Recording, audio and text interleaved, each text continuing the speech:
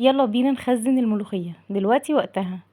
ان شاء الله هنخزنها حتى لو عندنا كمية كبيرة بأسهل طريقة وفي أسرع وقت.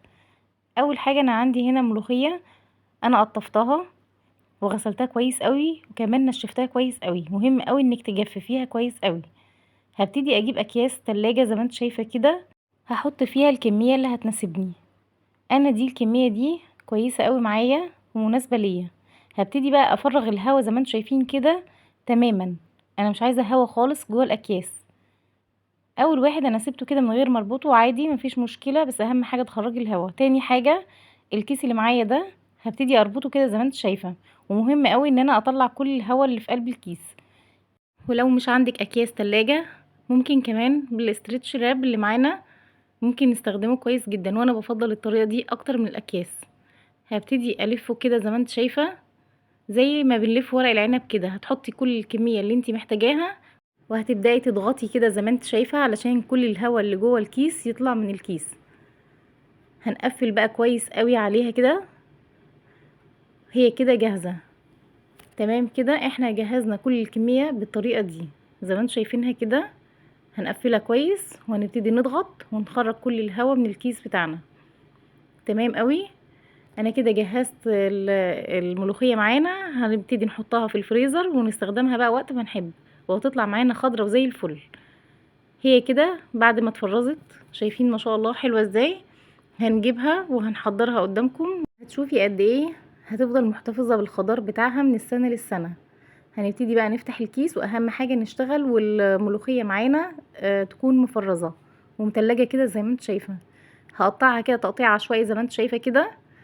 انا مش عايزة افرمها، انا هفرمها لسه في الكبة. هي كده تمام. هحطها في الكبة زي ما انت شايفة كده وهي لسه متلجة، مش هسيبها ابدا تفك، وهبتدي اشتغل فيها على طول. هفرم فيها كويس قوي، بس لسه متبقي معانا عيدان. علشان نتخلص من العيدان دي وتتفرم كويس هبتدي احط معاها نص كوباية من الشوربة اللي احنا هنستخدمها للملوخية.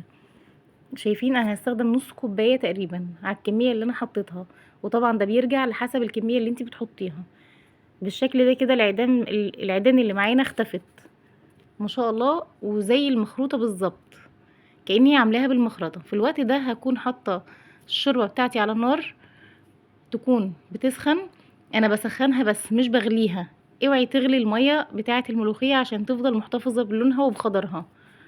هبتدي بقى انزل الكمية بتاعة الملوخية بتاعتنا على كمية الشوربة، وهبتدي اقلبها بقى كويس قوي كده.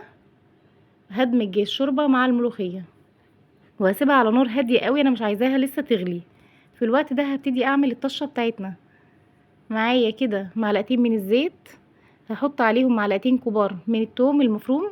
هقلب فيهم كده على نار متوسطة زي ما انتم شايفين لحد لما لون التوم معانا يكون لونه ذهبي فاتح زي ما انتم شايفين كده ما شاء الله. هو لسه ما اخدش اللون اللي انا عايزاه. هقلب كده لحد لما ياخد اللون الذهبي الفاتح، وبعدين هنزل بمعلقة كبيرة من الكزبرة الناشفة او الجافة، وهبتدي اقلب بقى كل الكلام ده كده مع بعضه لمدة نص دقيقة كمان. زي ما انتم شايفين انا عايزة اللون بتاعي يكون ذهبي، ما تغمقيش لون التوم معاكي علشان تطلع النتيجة اللي انت عايزاها. هو كده تمام قوي. هبتدي اخده بقى وانزل على الملوخية هتكون في الوقت ده غلت حاجة بسيطة او ابتدت تغلي. هنزل بالثوم معانا او بالطشة بتاعتنا على الثوم زي ما انت شايفة كده.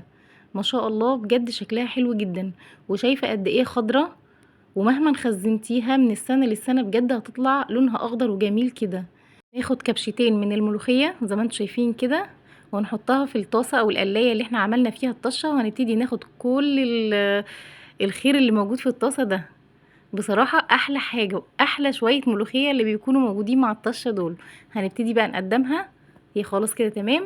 هنقدمها كده شايفين ما شاء الله لها عرق ولونها اخضر وبجد شكلها بيضحك. شايفين ما شاء الله تجنن.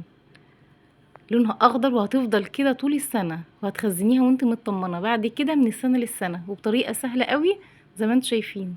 لو وصلتي بقى لحد هنا متنسيش اللايك والشير والاشتراك في القناة.